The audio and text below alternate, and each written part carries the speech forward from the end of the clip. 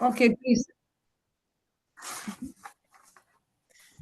All right. Hello, everybody. My name is Laura Kaitasi. I work for Validven Technology GmbH, and I want to introduce you today to our speakers that will actually talk about using purpose-bound money to achieve the Sustainable Development Goals. And with not delaying this further, I want firstly to introduce you to our keynote speaker.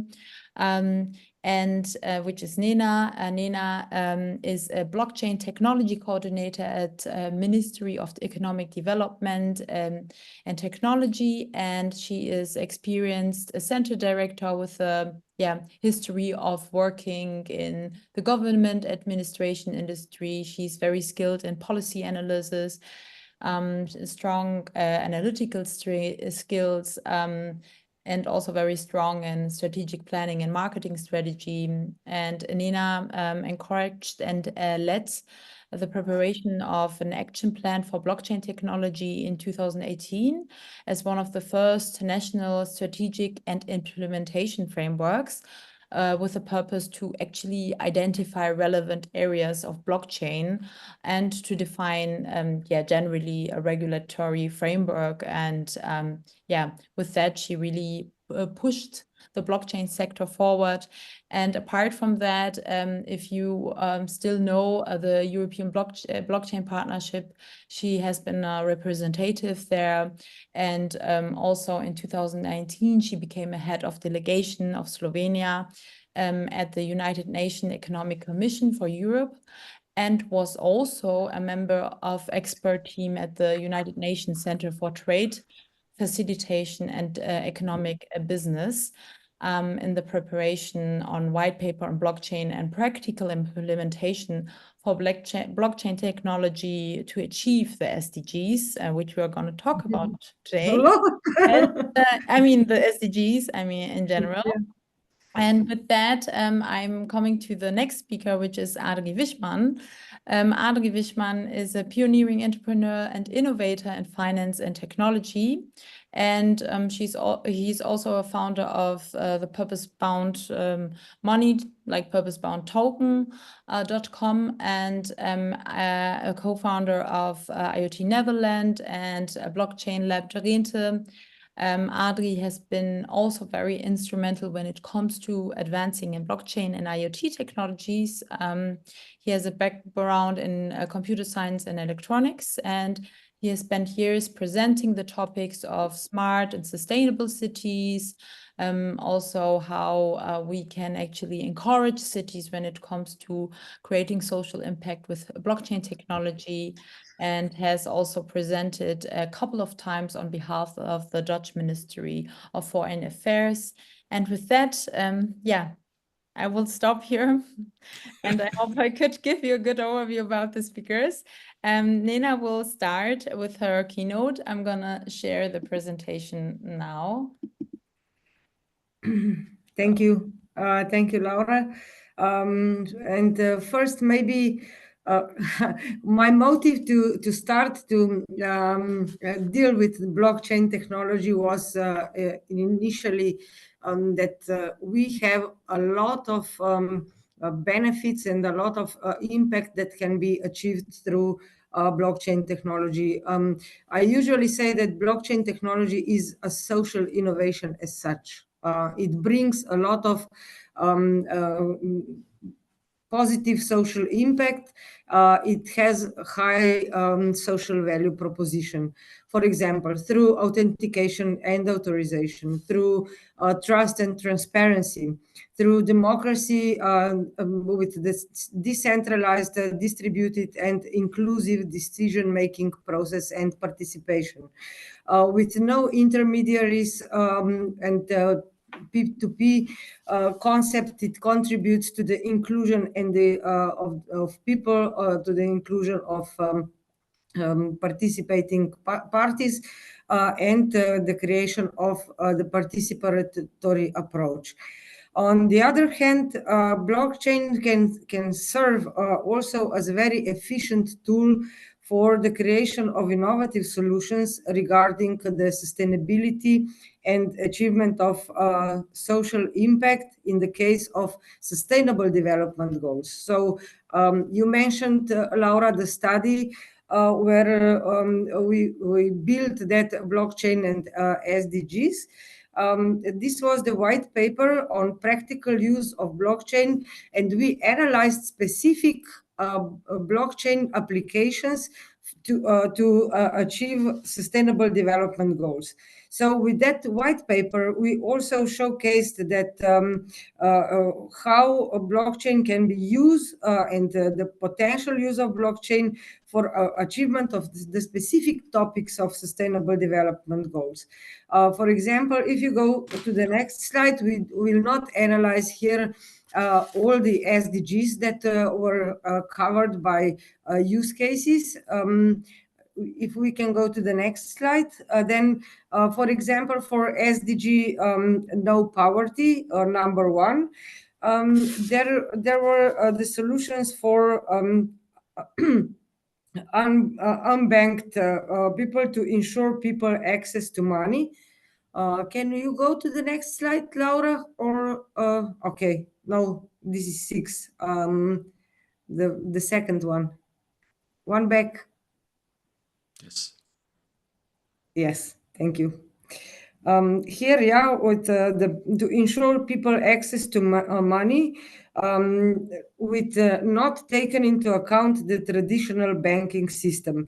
We will talk about the programmable money or programmable or purpose-bound money later today, which also built on capabilities of programmable money, of programmable payments, and the conditions upon which underlying digital money can be used. The next slide, for no hunger, for example, we analyzed the use cases enabling or taking into account the traceability context of blockchain, which can have an impact on more sustainable food production. It's based on trust while ensuring a higher degree of transparency throughout whole the value chain, but it means also the consumer protection, higher safety, and accessibility for quality and healthy food as well. If we go for the next slide, SDG 3, good health and well-being. Here we analyzed the use case of blockchain use case for fraud prevention in case of the donations, on donation process for charities. So we in Slovenia have a project which is called Share.io, and it is about the donation of charities and the traceability of those donations throughout, from the donation provider to donation receiver. Then we can go to the quality education, SDG 4. Here maybe I will not touch that use cases that were analyzed. We know that one of the strongest blockchain use case is diploma use case on the European level, which can also help to achieve this SDG, using verifiable credentials for a knowledge proof, for the availability of knowledge of specific person, but in turn can also serve as a matter of access for educational institutions, labor markets, and jobs. It can also serve for prediction of jobs or the future of jobs, what we have somehow identified for the future using advanced digital technologies. What is even more important, it can also be a foundation for self-sovereign identity, which is the digital identity created on blockchain. And what is the social impact here? It provides or enables very high level of integrity, human dignity, and again has a strong ethical components. I will not go with further SDGs, but maybe to mention four of them that are very important from the industrial point of view. For example, SDG 8, decent work and economic growth. 9, industry, innovation and infrastructure. And then SDG 11, sustainable cities and communities. We have plenty of industrial use cases for blockchain that have been developed here. So also for responsible consumption and production, we know that the traceable and traceability function of blockchain can be very efficient use in circular economy, in circular construction, also with the focus to achieve that more efficient business models and the data management through whole the value chain. So if we add other advanced digital technologies to blockchain, you mentioned earlier IoT, maybe also that digital twins and artificial intelligence, we can get the set of solutions combining or converging one and the other technology together, taking the best use of those technologies when converging them together to achieve really not only social but also economic impact and value added for the society and economy. Maybe there are some complaints that the blockchain, that the SDGs are not performing well, okay? That are not having that level of achievement that it was expected when they were adopted.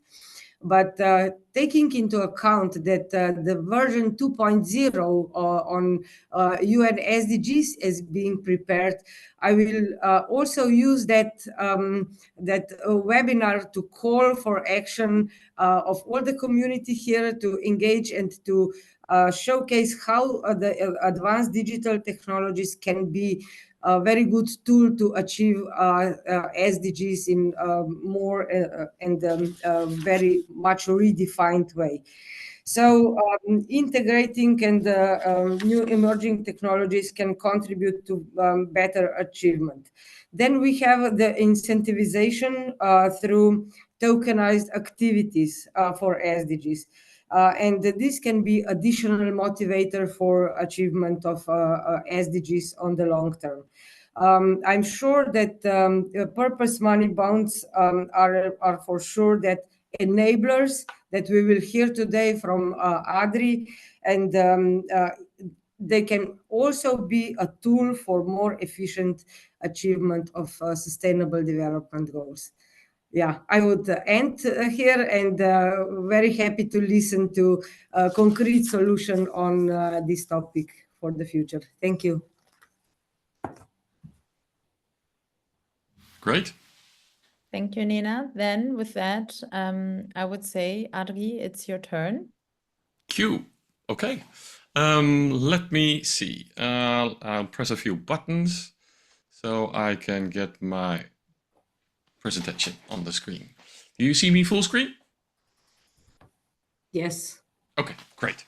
Yeah, I'm going to talk about how specifically purpose-bound money can be a great tool to achieve SDGs.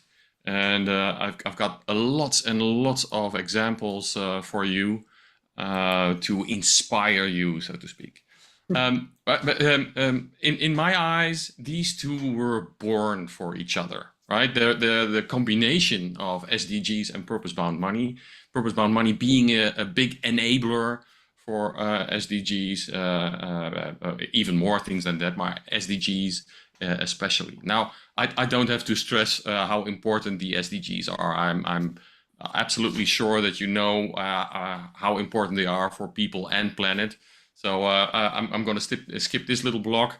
Now, purpose-bound money is a special kind of money. Let me start there, because people have dumb money in their hands every day, right? These pieces of paper, everybody knows them, and the coins. This is dumb money, and we're going to go in this session to smart money, programmable money, from dumb money to smart money.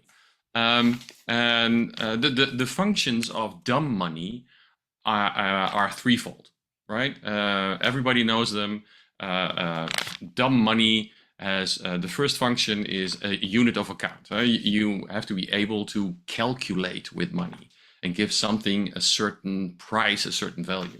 The second function is a store of value, and the third function is a medium of exchange when you buy something with your money. We are going to add a fourth function, and that fourth function is to incentivize, to reward, and to help people. So the fourth function, we're going to add functionality to money, is to incentivize, reward, and help people. Now, and that is exactly what you would like to do when you want to achieve your SDGs. The biggest thing that you have as on the positive side when you look at purpose-bound money in combination with SDGs is trust. Now, with SDGs, most of the time it's not the biggest problem to find funding, but the biggest problem is to get the funding in the right place at the right time with the right people, etc. And that is exactly what purpose-bound money does. It brings focus to money. And I'm going to show you that, like I said, in lots of examples. So it brings focus to money, so it will be used to the goals you would like to have achieved. Now, there are big advantages of purpose-bound money. The first of it that you will see is it will lower the administrative burden in exchange for using the new technology, right? So if you compare it to the current technologies where people have all kinds of receipts and are checking these receipts if the right person bought the right stuff, that's all history with programmable money, and we're going to see that. It also decreases fraud and misuse in a dramatic way. There's no use in giving people all kinds of warnings and control mechanisms. You simply cannot spend the money in a different way than the issuer has meant to do it. So fraud and misuse are going to be drastically down. The next thing is it will help you stimulate the local economies, which is a big bonus because lots of money that is invested in a certain region to solve problems is flowing out again to international companies. And by preventing this, you're going to give the money to profit centers. First, the SDG will profit, and then the local economy will profit from the same money. Now, when you do this right, then you will have a very cost-effective and a very energy-efficient way to solve your problems. And like I said, I have a number of slides that we're going to look at just to inspire you. Let's first look at purpose-bound money.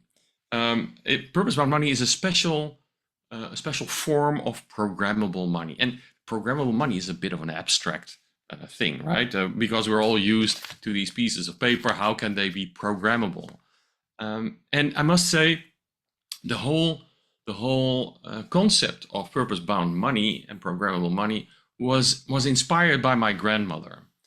My grandmother had a wallet, a money purse, a knip as we call them in Holland, where she had these compartments. She had grocery money, clothing money, rent money, holiday money. She had all kinds of different earmarked, different purpose-bound money. And that led us to bring this idea into the 21st century with purpose-bound money. Purpose-bound money is very narrowly targeted towards a certain goal. And the spectrum of these goals can be very, very wide, right? But it is purpose-bound. In Germany, they call it zwecksgebunden. And in Holland, if you would translate it, it would be earmarked money. so it can only be used in certain ways, like the clothing money and the grocery money for my grandmother. And that focus is very beneficial for the SDGs in many ways, because one of the first things it will do is disrupt is a big word, but it will help find more money for SDGs as there is more trust in where the funding is going. Like I said, it's not a real problem to find money for certain SDGs, as long as the institute providing the funding knows that it's going to the right place, the right person, and not half of the money is being used to buy a new Mercedes, etc. So these technologies are advancing not only the focus of the money itself, but also attracting more money for the SDGs. The alignment with the different SDGs is very important.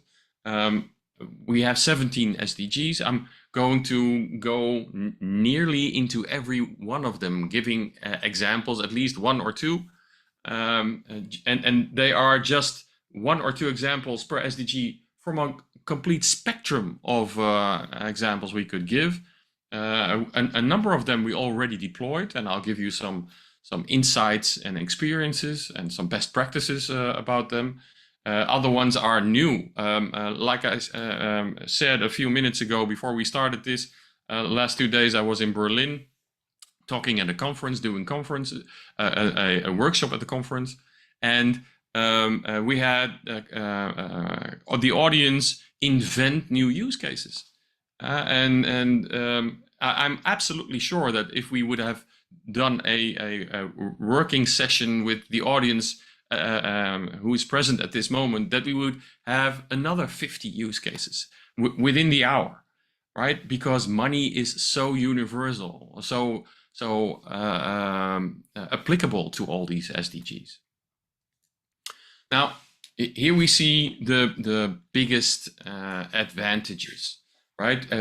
Purpose-bound money will make it possible to be very specific in attracting money and very specific in focusing that money on a specific point and maximizing the impact.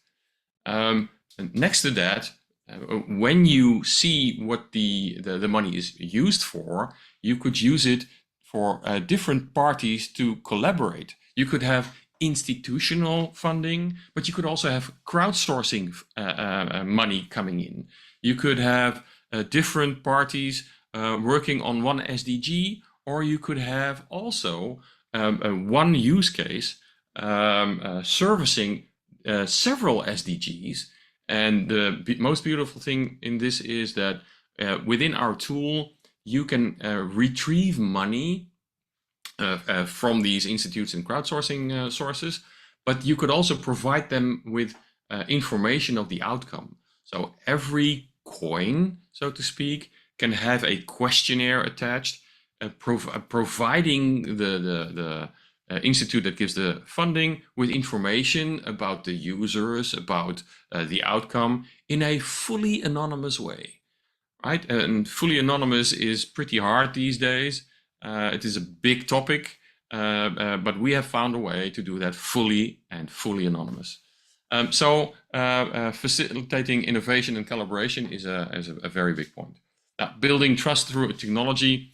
I think you already know what blockchain is, but blockchain makes it possible to have an immutable database of transactions and it is stored in a decentralized way. This will build trust. There will be paper traces. People don't have to keep their receipts, etc. Every transaction is stored immutably at the second exactly where the money was spent, at which shop, etc. And we even have a real-time dashboard, so the issuer of the money can see what is going where and how much is still left in the wallets, etc. So very, very advanced. Now there are different kinds of money systems. And for that, I'm going a little bit off script. We're going to push a few buttons. Let me see what I can do. Now, there is the system where you have a company and they have a one-on-one relation to the persons using their vouchers. You give the institute money, you get a voucher back, and you can use that. Right? That's the most simple way of loyalty programs and e-money. What we're doing is a bit more sophisticated. We have an institute, for instance, a municipality or a government or whatever. They issue tokens to the end users. The end users can use the tokens at different retailers, institutes, organizations, and get the benefits from that back. And this can be anything from food to end hunger, to goods, to bicycles, to whatever. And the retailer sends the money back to the municipality, and that's why it's called circular money. Right? And the next variation, and that's for us a bridge too far, is digital community coins, where you have a municipality that issues money, but this money can also be used to share and trade between the people themselves. They can interact with within the group with that money, and they could spend it at shops. But even those shops could say, hey, I'm a restaurant, but I want to use that specific kind of money to buy my groceries, right? So even the shops could interact with other shops and pay with that money before they send it back. These are digital community coins, and that's a lot harder because then the Bundesbank and the central bank will have a look at you. You have to do KYC, know your customer. You have to adhere to anti-money laundering rules and regulations and anti-terrorist financing. So there are systems in England, in Holland, and probably also in Germany and other countries where they are trying to set up digital community coins, but they are very problematic from tax perspective, from all kinds of stuff. And we do this. We do circular money. Okay, back to my presentation. So there are many differences in circular money and digital community coins, but a few of them are that the digital community coins are less liquidity. You have to pay some kind of tax, and when the money there is an inflation factor on them, and with our kind of money that isn't the case. The nice thing about how we use purpose-bound money is it doesn't have to be money that you get. Let me explain that. I used to help companies with innovation, and when I would have the introductory talk and ask them, what do you want? The first thing they would say is, I want money.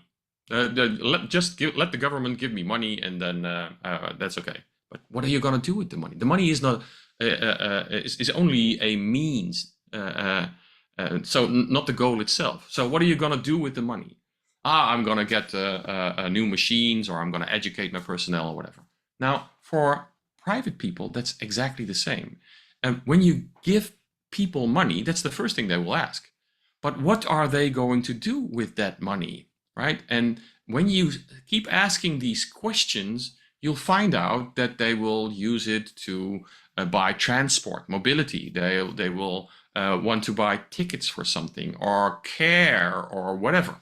So within our wallet, the purpose-bound money can also be denominated in kilos, for instance, right? You could have kilos in your wallet, for instance, for recycling waste, or for buying fertilizer, or planting seeds, right? You could have in your wallet 10 kilos of fertilizer and 2 kilos of seeds, right? How much money that represents is virtually irrelevant. That's only irrelevant for the issuer and the retailer, but not for the user, right? Another example, my father, he's in his 80s, gets 800 taxi kilometers per year from the government. How much these kilometers cost is for him not relevant. He just could have 800 kilometers in his wallet, and as soon as he gets to the hospital or the physiotherapist, the taxi driver says, okay, I want 35 kilometers from you. And now he only has 765. So this is also a nice one. In Holland, we had this experiment called Blockchain Baby a few years ago. And it's about maternity care for parents who just got a fresh baby, so to speak, right? So until now, when this caregiver would come to your home and help you with washing the baby, etc., at the end of the afternoon, she would say, okay, please sign my paper signatures for the work that I did. And she would send it to the insurance company, somebody would look at it and approve it, and 60 days later, she would have the money. The Blockchain Baby experiment went as following. The parents would get 15 hours of maternity care in their wallet, and at the end of the afternoon, the caregiver would come and say, please give me 2 hours from your wallet into my wallet, right? And beep, it was done. The next day, she would have the euros in her bank account. As simple as that. So purpose-bound money that the parents got from the government or the insurance company or whoever was denominated in hours and minutes, not in money. They didn't have 1,200 euros of maternity care. No, they got 15 hours of maternity care. So it gives you lots and lots of possibilities, right? The other one here, the tickets for cultural events. I know a municipality here in Holland where every 65-year-old person gets tickets for the theater. But until now, they just gave them 75 euros in their bank account.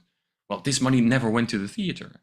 This was never used for the theater. It went to the grandchildren, right? But now you have a wallet and you can give them tickets, so they will really visit the theater. The money will really end up at the theater, helping the theater, right? And not only the elderly people, but also the theater will have benefits from the same money.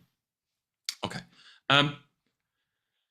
Let's see. Okay, here we have the benefits of that. Before I will give you, I will do a deep dive in all these nice use cases. Purpose-bound money is pre-approved, and it will lower your administrative burden. It will decrease the chances of administrative error, because all these people had to check all these pieces of paper and send the money from one bank to the other bank, etc. Now it's automatically done, which will drastically decrease the number of errors. It will drastically decrease the fraud and misuse, because you cannot use the money for anything else than it was intended. The municipality or the organization will whitelist the retailers that are able to accept that coin for a specific goal, and you can never spend it anywhere else. So trust is not an issue.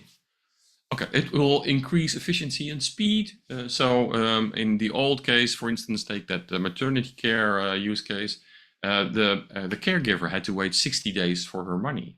Now, with purpose-bound money, she would have the euros in her bank account the next day, right? Which is, I think, a big plus. There is improved monitoring and control. The granularity, you can see up to minutes every cent that was spent. You can every night, all the wallets are looked at how much money there is left. You can make a graph. You can see if it's going too fast or too slow. You can adjust your campaign to attend people that of the possibilities. So this improved monitoring is something you didn't have with the paper version. What I also said was it's stimulating the local economy. For instance, I could give you an example from Germany, the Kulturpass.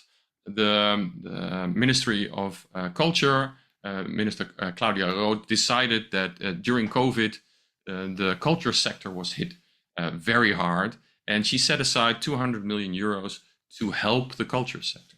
But she did not give the money directly to the culture sector. She gave the money to every 18-year-old in Germany. Every 18-year-old in Germany got 200 euro of purpose-bound money, which they could only spend at the culture sector. So that 200 million euros helped two different parties, and it stimulated the local economy where these younglings were living and working, etc. There they could go to festivals, there they could visit the theater, etc. So that's a big bonus. Retailers are very enthusiastic when they hear that a certain budget to help certain people is spent in their region instead of going to Amazon or to Zalando or any other international company. And the last, but also important rule is our solution is playing by the rules of the conventional money system. And with that, I mean national banks and tax authorities, because of course they are very curious to see what happens on the subject of VAT and income taxes, etc. And our solution is a second layer solution on fiat money, on the euro, on the dollar, on whatever. So all the normal taxes are being paid and received, and this is just for distribution. Now, before I go any further, let me show you how it works. And I'll give you a small, fast demonstration, because otherwise it might sound all a little bit abstract. I'll push a few buttons again. Let me see if I can get my phones in the screen like this. I'll start my iPhone and my Android. Set my Android like this. Now, one phone will be the retailer and one phone will be the user. So you can see what really happens. I will start them up, both of them. And he says there's no internet connection. Let me see, there's a start. And where is it? This is already on. Okay, I'll have to check where the internet connection went, because 3 minutes before I was starting up this presentation, I checked, of course, the internet connection. What else is new? The course of the live demo. I have the internet networks available, and probably he now will connect. There it is. Okay, now we can do the demo. Like that. So the app that we're using is the same app for the retailer as for the end user. And with that, I mean there is only one app in the app stores, but they are activated with different QR codes. So there is no special hardware needed for the retailer, like with credit cards or whatever. It is something which is very generic. And well, I'll go on. I'll show you this in a moment. And I'll go back. So we'll do a transaction in a few minutes. Maybe he will find his internet connection. I'll just give you some inspiration of the different use cases that we already deployed and we have on the roll of deploying, and some new ideas because they are coming in every day. I'll start with SDG number 1, no poverty. And that is a use case we already deployed. We used Multiknip here in Holland for energy poverty. 6 municipalities came to us and said, listen, we have people who are not able to pay their energy bill. The Dutch government set aside 200 million euros to help people on minimum income. And these people would get an amount to help with paying the bills.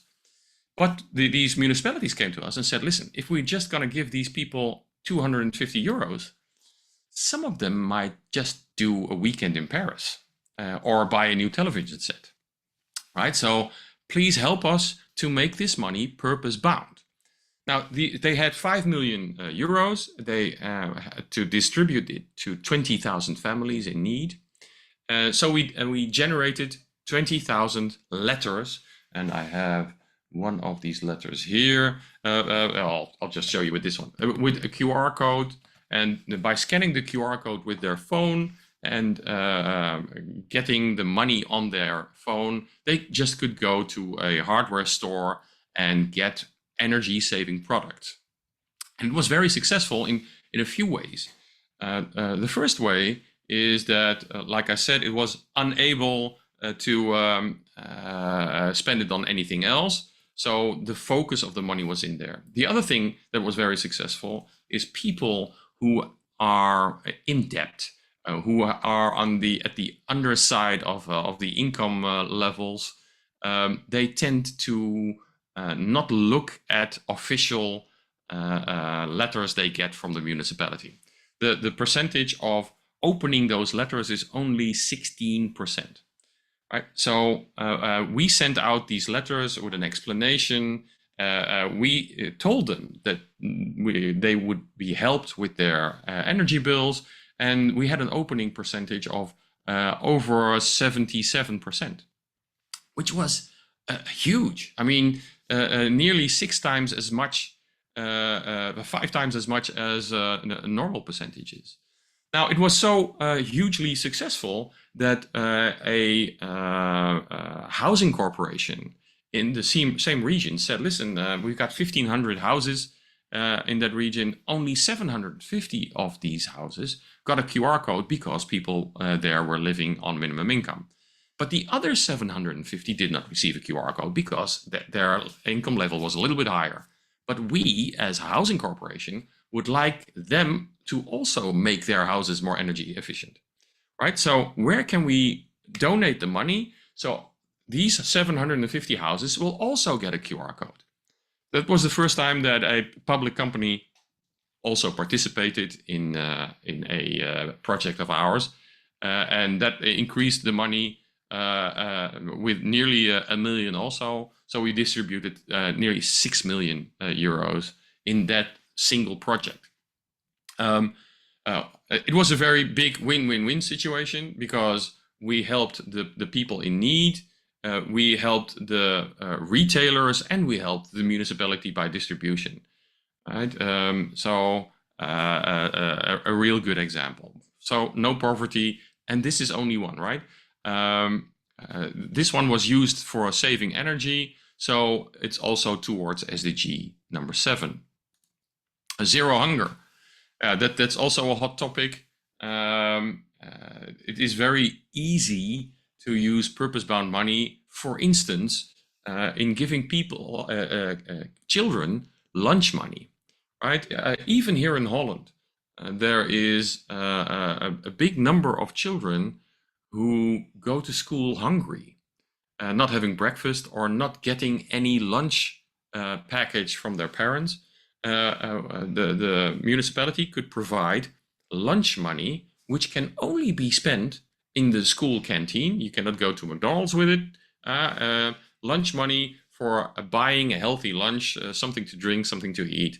I know some countries where that is done also.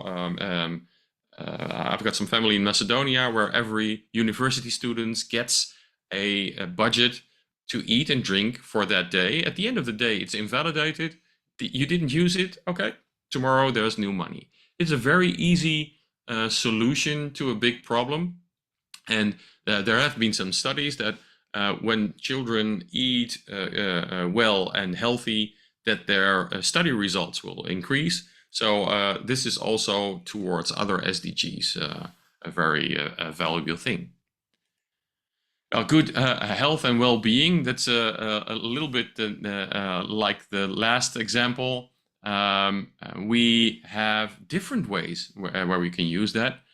For instance, when a company has a budget to make their employees more healthy, what they could do is they could provide a budget where the employees could only use it to pay for their gym subscription or pay for a personal trainer, and the company would still keep the money in their account and only pay for what was really used, right? So you could give away the budget and just see who really takes advantage of that. There's a municipality where the people get their budget to buy healthy lunches or to take their colleagues out for a healthy lunch, right? So there are lots and lots of possibilities to increase health and well-being with that. Here we have an example we're working on at this moment. The city of Groningen is in a Horizon 2020 project called Food Trails. And Food Trails is all about having people eat more healthy. Every city has some neighborhoods where the income is low, where fast food is around every corner, where immigrants have problems finding healthy food. So Groningen started a project, Food Trails, and for instance, they produced a cooking book with recipes for low literate people. They introduced cooking classes at neighborhood houses. And as a part of that project, we are going to produce recipe cards with a QR code on it. And the QR code will provide them with a budget to buy the ingredients to cook this recipe. So with Multiknip, they will get 10, 15 euros credit, which they can only spend at greengrocers at the local farmers market to buy these ingredients and do some home cooking in a healthy way. This has an expiration date of 2-3 weeks. And after that period, a new recipe card will be issued with new ingredients to let them come into the habit of cooking at home and eating more healthy. So this is a tangible and concrete use case. Now, quality of education. Here in Holland, there is this thing about lifelong learning. And what you could do with purpose-bound money is generate a budget for a personal education package. Right? This money is pre-approved. So the organization where you work would give you a budget of 2,000-3,000 euros a year and say, okay, this money can only be spent on educational purposes. And you can buy any course you would like from these 5 companies. Go ahead. You don't have to get an approval. You don't have to have receipts, etc., or advancements of money. It's all done and paid for. You have your wallet. Go and buy yourself an education.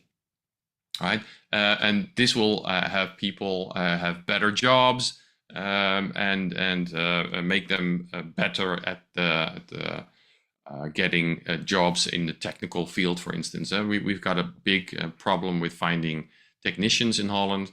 And by that, you can stimulate people getting an technical education. Gender equality, also something which can be very well making steps and leaps forward with the enablement of purpose-bound money. For instance, you could have money for girls to buy hygiene products. Even here in Holland, there are girls that are skipping school a number of days a month because they cannot afford feminine hygiene products. Now, schools are stepping in and making it available more and more, but still, just give them a wallet with some money in it to buy these products, and they will be better at school, their results will go up. Many SDGs will benefit from that. So the gap between men and women will become smaller, but also safety for girls and boys, right? Let's say you have a daughter that went to party on a certain night. All the money was spent on, let's say, fun, drinks and other stuff. But at the end of the night, when she wants to go home, the bus doesn't feel safe enough. So give them purpose-bound money to pay a taxi. You cannot spend the money on anything else. There is taxi money to get home safe, right? So there are lots and lots of examples. You can use it for gender equality. Clean water and sanitation. That's a nice one. Just 2 days ago, I had this very nice gentleman from Africa in my class, and we set up a plan for coins to pay for water pump stations in rural areas of Africa. So it is possible to use crowdsourcing. People are very much willing to help to pay for water pump stations, as long as they know that it will be in the right place and the right people. And I will show in a moment. I see one question. Between the presentations, I see sometimes a question popping up. I will show how this works in a moment in a graph, how we settle this. So this is one of the use cases that popped up yesterday or the day before. The interaction between coins and producers of these stations and crowdsourcing, etc. Affordable and clean energy. Well, yeah, was our very first use case of multi-knip. It was called Energy Knip. The municipality of Emmen came to us and said, listen, we have this subsidy to go towards energy transition.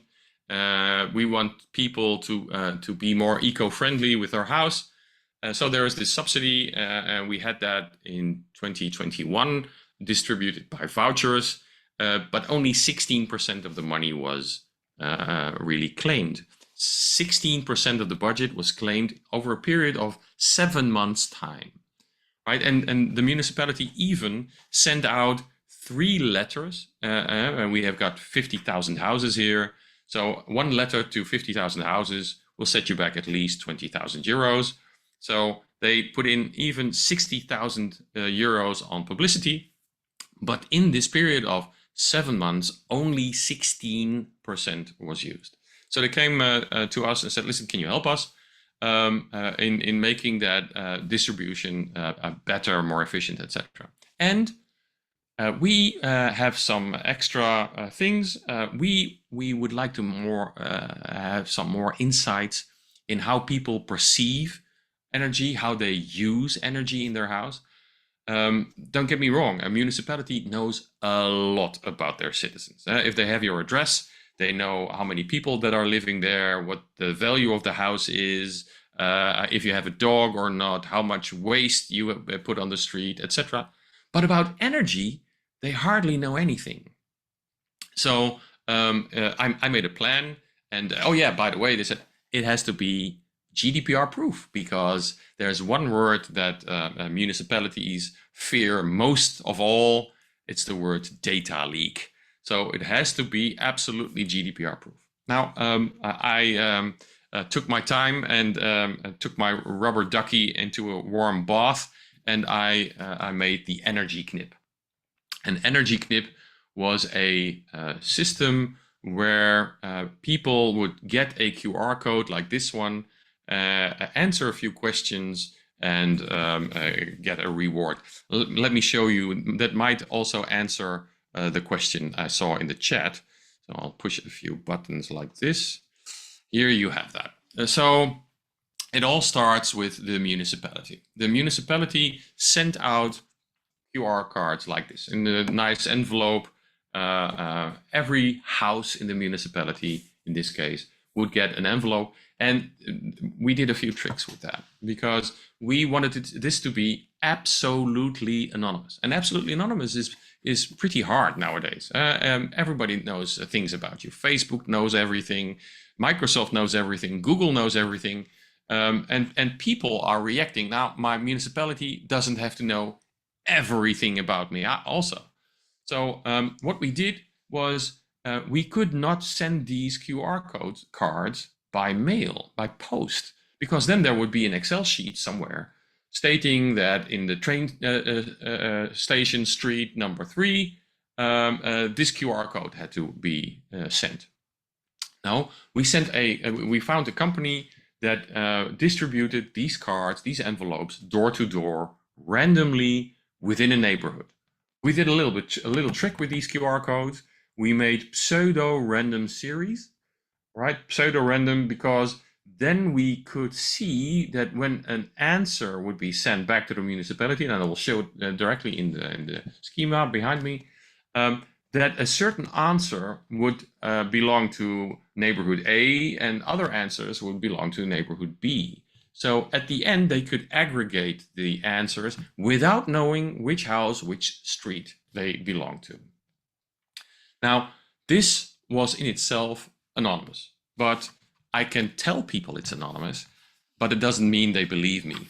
So we did another trick. I don't know how it's in your country, but in my country, all the supermarkets have these loyalty cards, right? You have a loyalty card and then you get a rebate at the cash out, but you pay with your privacy. Everybody knows when you're not paying for it, you're the product. So the supermarket knows exactly what you buy, when you buy it, etc. Now, Dutch people hate that, paying with their privacy. So there's a trick they do. Every 6 or 8 weeks, the Dutch people with such a loyalty card, they switch the card with their neighbors, right? By switching the card with their neighbors, they would still get the rebate, right? But the supermarket algorithm would go haywire, right? Until this week you were drinking coffee and next week you were drinking tea, right? We told the people, if you don't believe us that you're anonymous, then just exchange the card with your neighbor, go to the other side of the street. As long as you are in your own neighborhood, you can just exchange these cards and it will be absolutely impossible for the municipality to know which answers belong to your house. Now it works as follows. So the people would get a QR code, and with the QR code, they would install the app on their phone and they would have a wallet. That wallet could hold data and tokens. The data would be the answer to the questions in the questionnaires, right? In total, in Emmen, there were 28 questions. The first question was, do you rent or do you own your house? And the second question was, do you live with 1, 2, or more than 2 persons in your house? And when they would have answered these 2 questions, they would have already earned €5. Now, there were 28 questions in total, 3 minutes of work, and you would have €50. Now, there were 3 blocks. The first block of questions was about behavior. Do you switch off your television set at night, or do you leave it on standby? Or do you close your curtains in winter, or do you leave them open? And behind every question, we had an information button. An information button that would explain why we would ask that question and give them some awareness. For instance, the question about the curtains, the closing of the curtains, when you would press the button, it would say, because when you close your curtains, you could save on average 4% on your heating bill, right? So we would spread a little bit of awareness. Now people would answer these questions, press a button, and the information would be sent anonymously to the municipality. In an automatic way, you would receive tokens in your phone, and these tokens then could be used by going to a hardware store, buying stuff, and paying with your tokens. So you didn't have to pay with euros, you just paid with the credits you had on your phone. You could take the stuff at home, install it, LED lighting, heat insulation foil, etc. Only energy saving products. Only that. You weren't able to buy a lawnmower or whatever with it, just energy saving stuff. Now, the coins were in the wallets of the retailers, and they had to be sent back. You remember, circular money. They had to be sent back to the municipality. And when they sent back 1,000 coins, there was this payment robot in the middle who would see, you're sending back 1,000 coins, then you will get 1,000 euros on your bank account, from the real bank account of the municipality to the real bank account of the retailer. So on this side of the line, right, we have a virtual world. That virtual world runs on the IOTA protocol. And we use the IOTA protocol for two reasons. The first reason being it is very energy efficient. Because the first thing when I start talking to a municipality and I mention the word blockchain, their reaction is all the same. They say, that's that technology that takes more electricity than Argentina. And then I can say, no, IOTA takes less energy per transaction than a bank transaction. So it's even greener than a bank transaction. The second reason we use IOTA is because it's feeless. And when you are working with public money, right, subsidies, it is a very positive thing that there is no transaction, there are no miners that have to be paid, etc. So we use IOTA for that in this very easy scheme. So the people get tokens and the retailers are the only ones that get euros. Yeah? And the spectrum for which you can use that is super, super broad. Nearly anything in the social domain. One of the first things we looked at here in the same municipality as I live, Emmen, is, for instance, there are families that cannot pay the soccer club of their children. They're on such minimum income that they really have no money to pay for that. Now, what you could do is provide them with a wallet with 6 coins, all 1 month of subscription to the soccer club, and they could pay the soccer club every month. If you would give these parents 50 euros, they would probably use it to go and pay it for one or the other debt they have, or pay beer and lottery tickets. No, this time they could only pay the soccer club. So this circle of money is enabling many, many use cases. Let me go back to the presentation. Okay, so affordable and clean energy was the use case in Emmen. So it was a win-win situation here in Emmen. It was a win for the citizens who got the money to buy stuff to lower their energy bills. It was a win for the municipality, who was very efficient at distributing the subsidy, because I told you in the year before, when they had paper vouchers, only 16% of the budget was claimed. Now on our campaign, we sent out the first QR code on January 11th of 2022. 13 days later, on January 24th, 100% of the money was claimed. So 7 months, only 16%, now 13 days, 100%. It was a huge success. And it was such a big success that the municipality said, we're going to double the money. And they put in another batch of 150,000 euros, and that was gone in 11 days. Right? So it was a huge success for the municipality, and also a huge success because they got 10,000 questionnaires back. Now, there was something special with that, right? These people provided the answers, and we gave them the feeling that they earned the money, these 50 euros, but they also helped the municipality to improve future policy on the energy field, right? Now they know that neighborhood A has more solar panels than neighborhood B, or neighborhood C has a very different perception of energy than neighborhood A.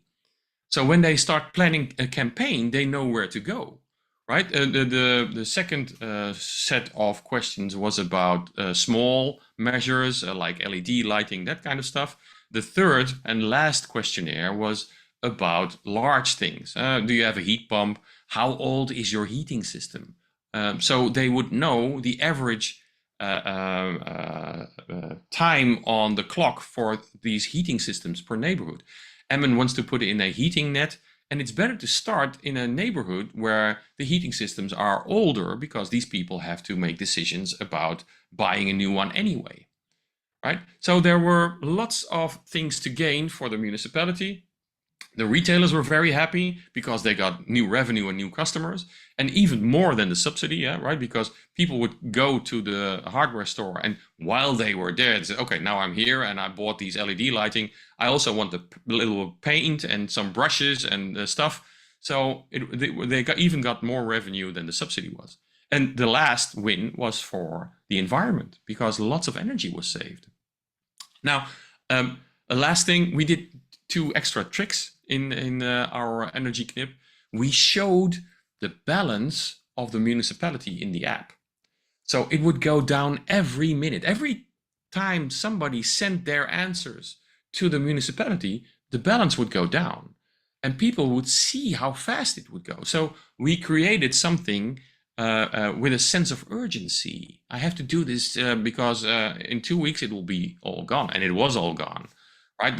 We had something which the blockchain world, the crypto world, would call FOMO, the fear of missing out. That helped a lot. The other trick we did was we made a button where people could send the money back. There were people with a brand new house. They had LED lighting. They had no heat leaks in their home. So we had a button, send the money back into the pool, so some other family could use that money. 280 families pushed that button, right? So there's a whole spectrum of feelings in this app for helping others, helping the nature, etc.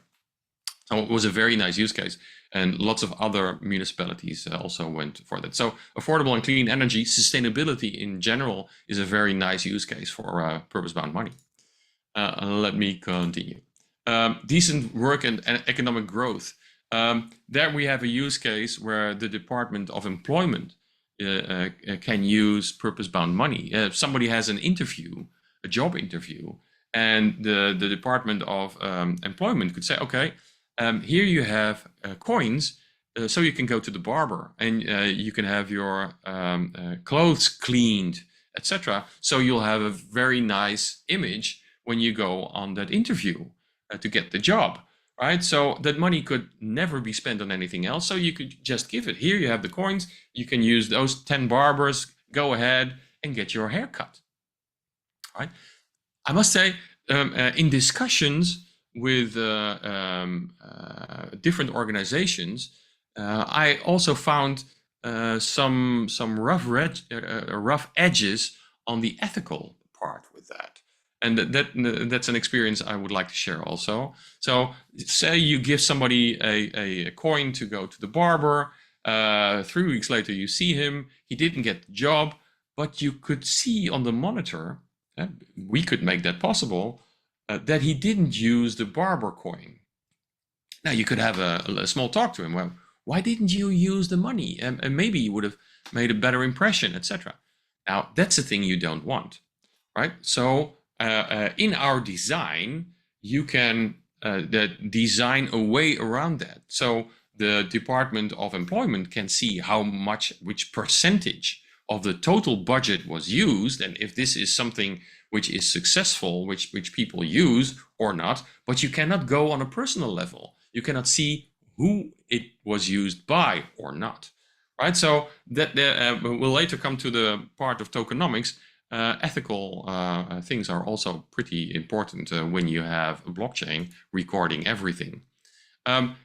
Industry innovation and infrastructure. Yeah, well, that has everything to do with sharing innovation budgets, different projects, and different ways to spend that money. I could talk for hours about that, but it's less interesting.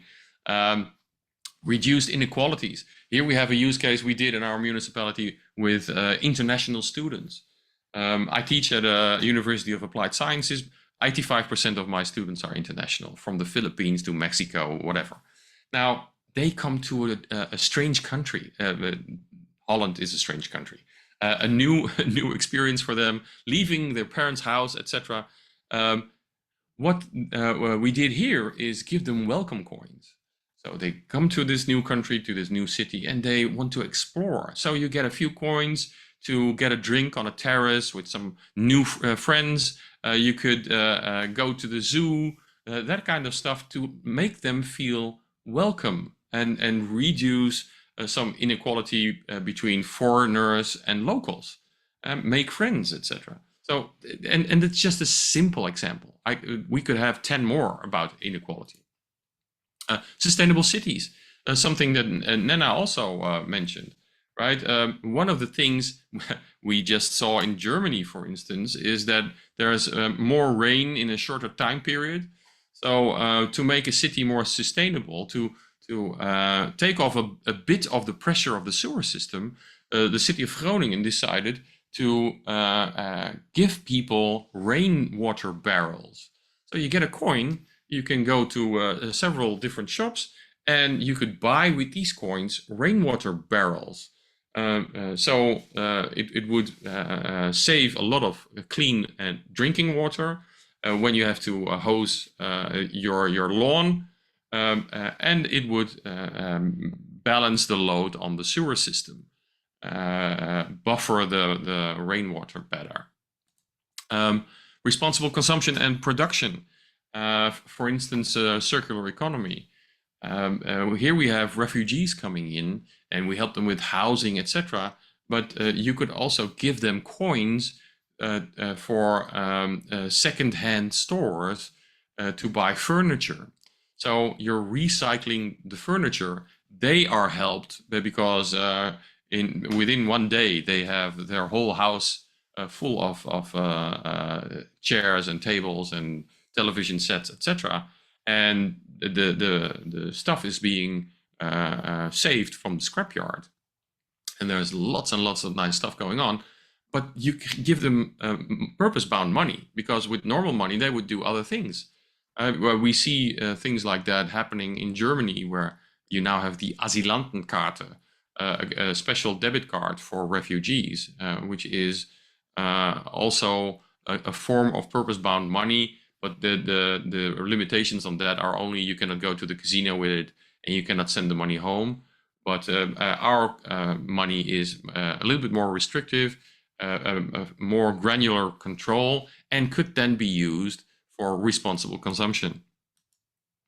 Climate action. Well, I already gave you an example of the city of Groningen, but there are many more other examples. The city of Groningen is now also thinking about giving companies green roofs, let them install a green roof, and then the company will state how much square meters they have on their roof.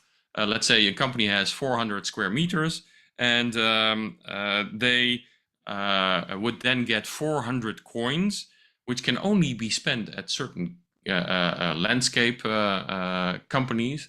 And with these 400 coins, they could have these 400 square meters with grass on them. So that grass would prevent the office heating up in summer, and it would store rainwater in autumn. So you would have a buffer also. Now, those are use cases for climate action, using less energy and less air conditioning, etc. Life below water. That's a tough one for us. We haven't had a use case for that, but I'm absolutely sure that one is going to come by in the next few months. Holland is a nationality with lots of fishermen, etc. So I'm absolutely sure we will find something. Life on land, that's also a use case we had in Berlin the last 2 days. There, one of the workshop attendees designed a coin for more biodiversity, compensating farmers for not mowing the grass too low, and for buying them seed and fertilizer to plant wild flowers for insects and bees. right? So there is cost involved, and you can compensate all these farmers to save all these insects. And the nice thing of programmable money is you could give them money to buy the seed, and by spending these coins, that would trigger a new batch of fertilizer kilos. So you would automatically get kilos of fertilizer in your wallet. Lots of things you can do with programmable money. Peace, justice, and strong institutions. Well, that's of course also a use case that is important. And I mean, you can use purpose-bound money to go against corruption. Because if you have purpose-bound money to buy certain stuff, you cannot take away half of the money to buy a new Mercedes. There's always a paper trace.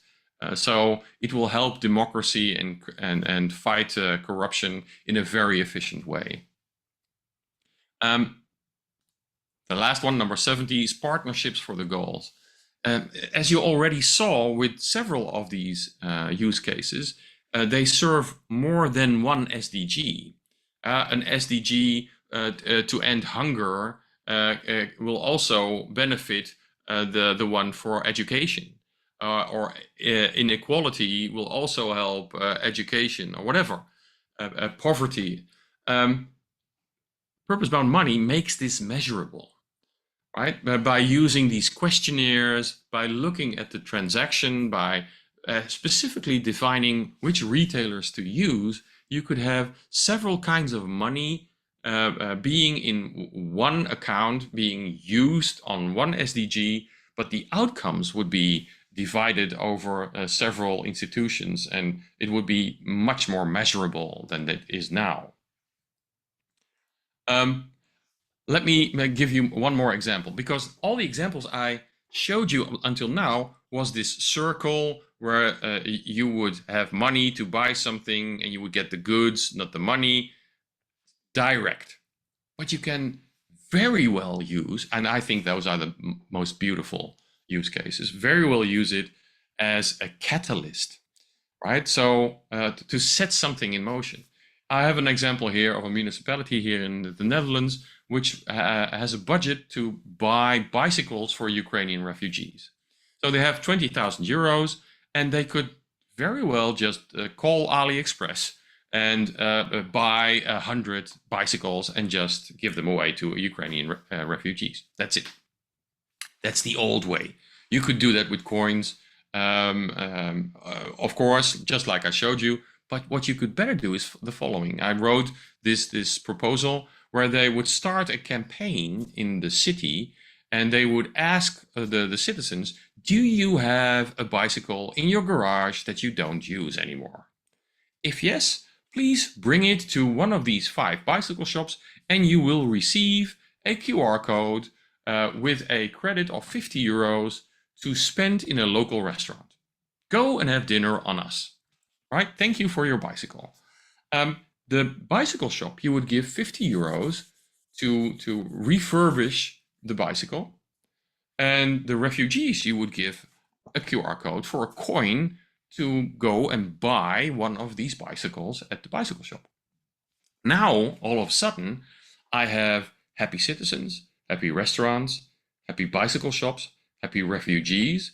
I would have saved all these bicycles from the scrapyard, so I do circular economy. And these bicycles didn't cost 200 euros, but 100 euros, so I can do double the amount and double the impact. Right? So I use purpose-bound money for a new business model, which will increase the result enormously. Right? Instead of just giving away one-on-one, I sometimes compare it to a heat pump, right? I could use electricity to heat up my house, but I could also use the electricity to get the heat from the environment outside, and then I get 5 times as much. Right? That's what you do. You make a heat pump out of purpose-bound money. Much nicer. Well, I could go on for hours. I have a few slides, maybe on tokenomics. Let's do that as the last thing. When you design a system like this, when you design your own purpose-bound money, there are many factors you have to take into account. Of course, there's the technical factor. Which blockchain am I going to use? Where do I find a wallet that works? Lots of technical things and technical knowledge that you need. But there is also legal knowledge. How about laws and regulations in your country? Now MiCAR is coming, there will be European rules, but the interpretation of the rules is hard. So there's lots and lots of legal stuff you have to clear.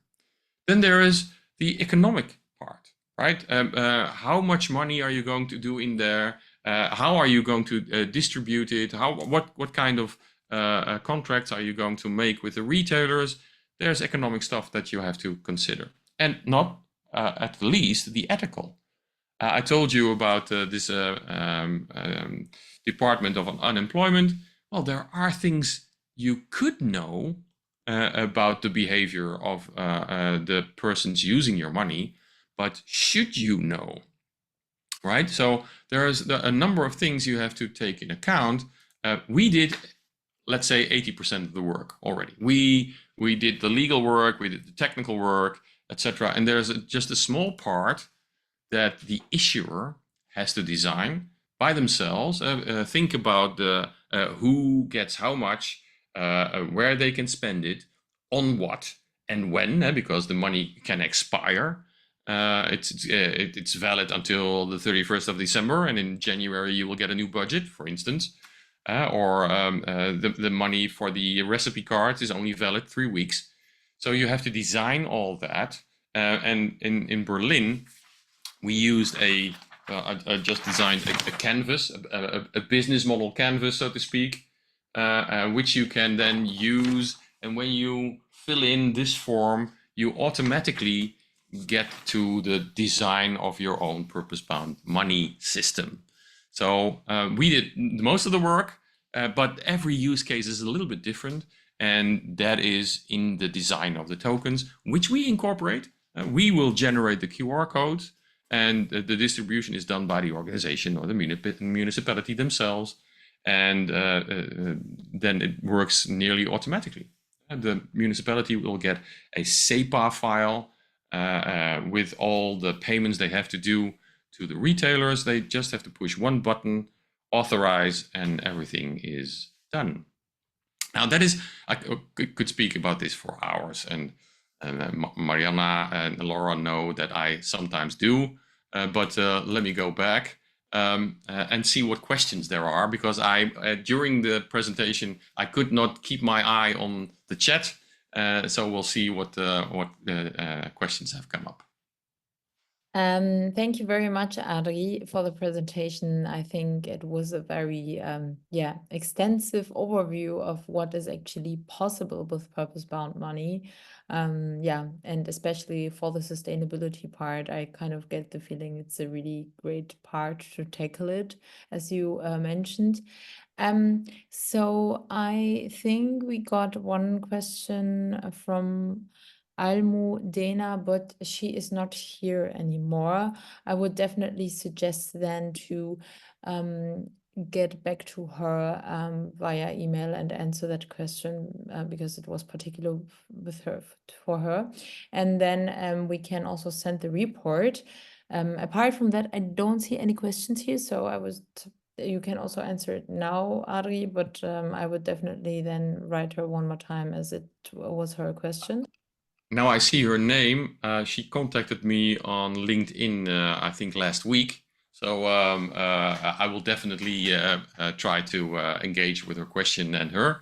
That's a very simple thing we can do. You mentioned the report. Maybe we could say something about that. Are you going to do that? Shall I do that? As you want, I'm also happy to do it. So everything that you have seen here is very well summarized in a report that was prepared by Adri, and we are happy to share it here in the chat with you. It's actually on the website of the purpose-bound token. I'm just gonna sometimes my internet is not working so well. It's loading. Or in case you have it just right away, Adri, you can also put. I can show people where they can get it. One moment. I will have to press a few buttons, and I'll show it where it can be found. Like this and like that. I'll go to the website and show where it can be found. And Perfect. Mariana shared it already. My internet is still loading. My computer has some problems. we have it on the website of pbtoken.com. There's a page for SDG, and here at the bottom you can download the report in all its glory, and it will show all the use cases and go a little bit more in depth. I mean, I can only show so much in a presentation, but then you can just read it in your own tempo. Exactly. So yeah, we invite you to download the report, and in case you have after that some question, or now even, I mean, we have still 1 minute, so if you have further questions, let us know. And yeah, feel free to download the report and contact if there are any questions. I hope you enjoyed the session. The session has been recorded, as I already mentioned at the beginning. So we will share it also on our social media channels, so you can review any content that Adri has presented then in person. I'm just looking at my phone to do the demonstration. I see that just my luck, the Wi-Fi connection was because of the battery was dead. Very good demonstration. I can also make a small movie and show how a transaction is done. It's really a question of 2 buttons, because I sometimes get the question, yes, but my grandmother, if she has a wallet on her phone, can she also work with it? And the answer is yes. We already have about 100,000 users here in Holland, and there are also grandmothers using it. So the only thing you have to do is press 1 button to scan the QR code, and then 1 button for yes, I want to pay, and that's it. Now you can have lots of different coins in your wallet, right? Let me say there are coins already in existence for buying a laptop for school for a child, which parents don't have the money for, or the soccer club, or rain barrels, or whatever. Now, you don't have to go into your wallet and find, like my grandmother did, find the money that you would want to spend on that certain thing. No, as soon as you're in a shop and the shop owner shows you a QR code to pay, then your wallet knows which coin to use. So you don't have to select the coin and then pay with it. No, the wallet knows which coins you have and which are to be used at this shop for this purpose. And then it says, okay, you have these coins, or you don't have enough. But it will select the correct coins, and the only thing you have to do is say, yes, I want to pay. And then within a few seconds, the transaction is done, and you can take your stuff home, and the retailer will have the euros, the settlement in fiat money on his account the next day. Right. Well, with that, we have on point, well, 6:31, let's say. If there are no more questions, I would say we can close with that. And as I said, if there are any follow-up questions, you can anytime contact Adri and Nena or us. So just let us know, and thank you very much for your attention, and yeah, have a great Thursday. Thank you very much.